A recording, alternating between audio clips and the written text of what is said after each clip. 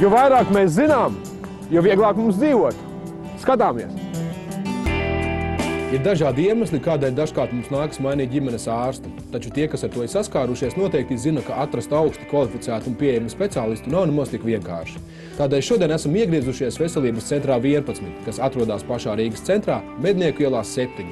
Šeit konsultē 6 ģimenes ārsti, kuriem ir līgums ar Veselības norēķinu centru. Un svarīgākais, pie speciālistiem vēl aizvien iespējams reģistrēties.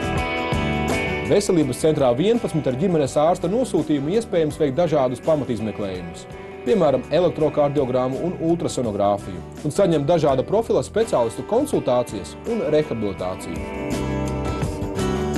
Veselības centrs 11 ir draudzīgs arī topošajām māmiņām.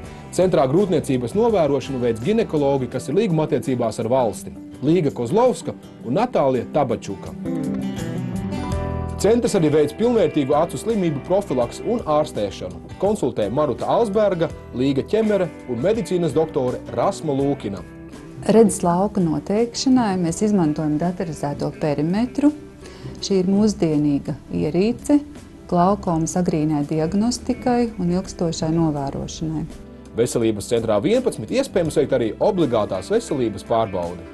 Šī pārbaude dod cilvēkam iespēju uzzināt arī par savu veselības stāvokli un konsultācijās ar ārstiem speciālistiem iegūt informāciju par preventīvo virzienu savas veselības uzlabošanā. Slēdzam līgumus ar klientiem, kas vēlas, lai ārsta komisija izbrauktu uz vietas uzņēmumā, iestādē, organizācijā.